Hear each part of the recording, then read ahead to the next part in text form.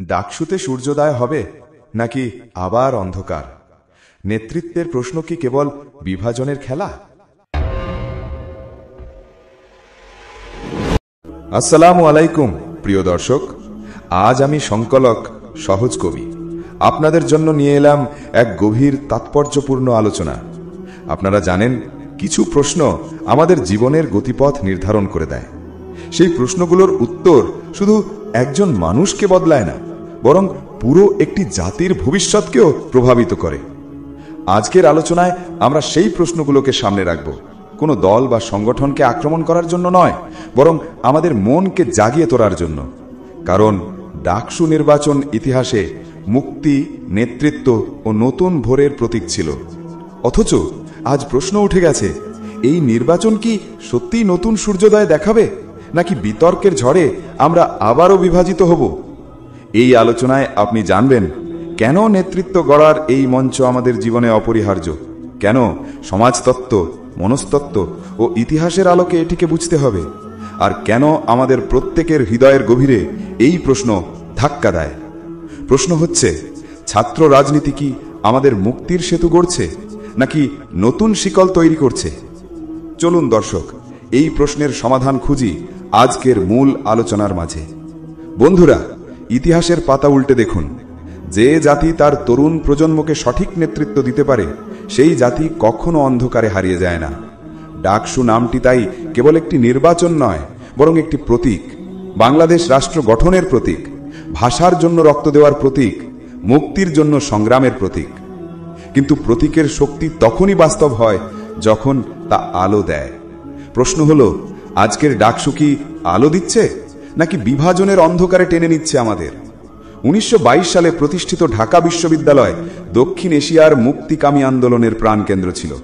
এখান থেকেই জন্ম নিয়েছিল ভাষা আন্দোলনের নেতারা, মুক্তিযুদ্ধের প্রেরণাদাতা। প্রতিটি ডাকসু নির্বাচন জাতিকে নতুন নেতা উপহার দিয়েছিল। কিন্তু 90-এর দশকের পর থেকে নির্বাচন থমকে যায়। দীর্ঘ শূন্যতা, ভাঙা আস্থা, সাংঘাতিক রাজনীতি আমাদের তরুণ সমাজকে বিভ্রান্ত করে ফেলে। এখানেই আবির্ভূত হয় ইসলামী ছাত্র শিবিরের নাম। প্রশ্ন হলো, তাদের ভূমিকা কি সত্যি ইসলামের আলো ছড়ানো, নাকি বিভাজনের ছায়া বিস্তার করা? ইতিহাস ও বাস্তবতা বলে, তাদের কার্যক্রম নিয়ে বারবার বিতর্ক হয়েছে। ইসলাম কখনো বিভাজন নয়, বরং ঐক্য। অথচ যখন সহিংসতার ছাপ পড়ে, তখন তরুণ সমাজের মন আতঙ্কিত হয়। বন্ধুরা, মনে রাখবেন, পরিবর্তন কখনো জোর করে আনা যায় না। নিউরোসায়েন্স আমাদের শেখায়, মানুষের মস্তিষ্ক তখনই পরিবর্তিত হয় যখন সে আকর্ষণ অনুভব করে, যখন সৌন্দর্যে মুগ্ধ হয়। ধর্ম হোক বা দর্শন, কোনো আদর্শ যদি জবরদস্তি করে চাপিয়ে দেওয়া হয়, তাহলে সেটা কখনোই হৃদয়ে ঠাঁই নেয় না। আমরা যদি শিবিরের কার্যক্রম দেখি, প্রশ্ন জাগে, তারা কি ইসলামের সৌন্দর্যকে আকর্ষণীয় করে তুলেছে, নাকি বিতর্ককেই চরমে তুলেছে? কোরআনের বাণী বলে, ধর্মে কোনো জবরদস্তি নাই। তাহলে কেন আমরা সহিংসতা, ভয়, আতঙ্কের মাধ্যমে ছাত্র সমাজকে টেনে নিতে চাই? আজকের তরুণ প্রজন্মের মনস্তত্ত্ব বুঝতে হবে। প্রেমে ব্যর্থ তরুণ, বেকারত্বে জর্জরিত যুবক, দাম্পত্য কলহে বিধ্বস্ত পরিবার, তারা নতুন আশা খুঁজছে। তাদের সামনে যদি আমরা আবারও বিভাজনের রাজনীতি তুলে ধরি, তাহলে তারা কোথায় যাবে? সমাজতত্ত্ব আমাদের শেখায়, নেতৃত্ব তখনই গড়ে ওঠে যখন তা জনগণের আস্থা অর্জন করে। অথচ আমরা যদি বিভাজন করি, যদি একে অপরকে সন্দেহ করি, তাহলে নেতৃত্ব নয়, অন্ধকারই বাড়বে। বন্ধুরা, ডাকসু নির্বাচন তাই একটি দার্শনিক প্রশ্ন। এটি কেবল রাজনীতির খেলা নয়, এটি কোয়ান্টাম ফিজিক্সের নীতির মতো। প্রত্যেকটি তরঙ্গের প্রভাব পুরো বিশ্ববঙ্গই ছড়িয়ে পড়ে। ছাত্র রাজনীতির প্রতিটি কর্মকাণ্ড পুরো জাতির ভবিষ্যতের তরঙ্গে প্রতিফলিত হয়। অবচেতন মনকে যদি আমরা ভয় ও আতঙ্কে ভরে দিই, তাহলে আমাদের প্রজন্ম কখনো আত্মবিশ্বাসী হতে পারবে না। কিন্তু যদি আমরা মানবিকতা, সততা, জ্ঞান চর্চা দিয়ে সেই অবচেতন মনকে আলোকিত করি, তাহলে তরুণরা হয়ে উঠবে জাতির সত্যিকারের সম্পদ। এখানে পরিবারও গুরুত্বপূর্ণ।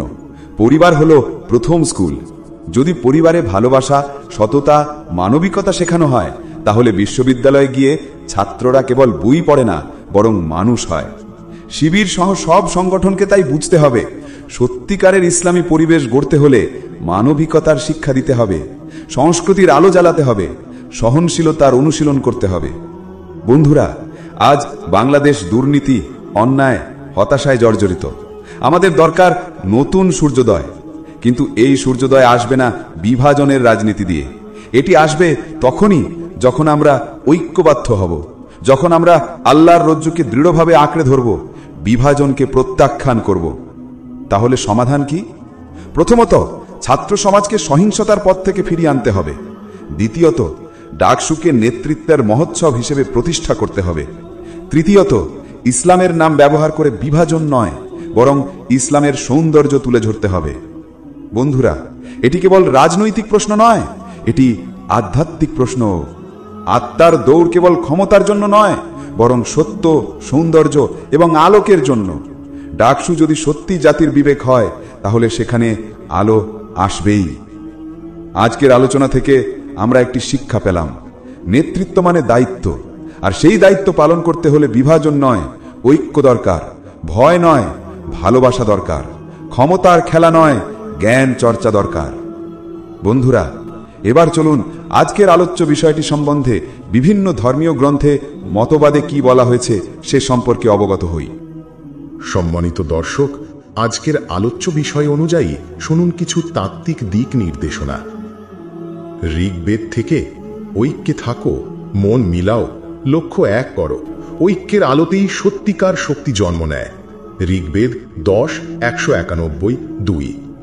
বাইবেল থেকে যে রাজ্য নিজের ভেতর বিভক্ত হয়, সেই রাজ্য কখনো স্থায়ী হতে পারে না। মার্ক রচিত সুসমাচার 3:24। মনোবিজ্ঞান থেকে মানুষের আচরণ পরিবর্তনের সবচেয়ে বড় উপায় হল ভয় নয়, বরং আকর্ষণ। ভয়ঙ্করতা কখনো দীর্ঘমেয়াদী পরিবর্তন আনে না। বিহেভিয়ারাল সাইকোলজি মতবাদ, স্কিনার। কোরআন থেকে তোমরা আল্লাহর রজ্জুকে দৃঢ়ভাবে আঁকড়ে ধরো আর বিভক্ত হইও না। সূরা আল ইমরান 103। সহজ কবির সরল কাব্য। বিভেদের দেয়ালে আঘাত করি, ঐক্যের আলোতে জ্বলি। শিবির হোক বা অন্য নাম, মানবতার গান যেন তুলি। নেতৃত্ব চাই আলোর পথে, অন্ধকার নয়, নয় ভয়ে। ছাত্র সমাজ গড়ুক দেশ, জ্ঞান ও ন্যায়ের শক্তি লয়। রাজনীতি হোক সেতু মজবুত, না হোক ঘৃণার প্রাচীর। ডাকসু হোক নতুন ভোর, বিবেকের হোক আলোকধার।